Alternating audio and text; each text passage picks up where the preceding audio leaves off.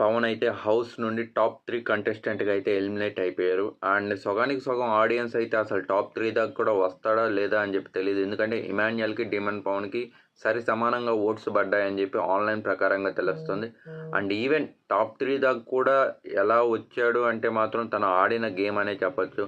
And even నేను అనుకున్న ప్రకారం యాజ్ ఎ కామనర్‌గా తను ఇంకా top 2 or winner or runner లాగా ఇలా కూడా రావచ్చు. బట్ డ్యూ టు సమ్ తను చేసుకున్న పనుల వల్లే తను ఇప్పుడు ఇక్కడి దాకా వచ్చాడని చెప్పి నాకు అనిపిస్తుంది.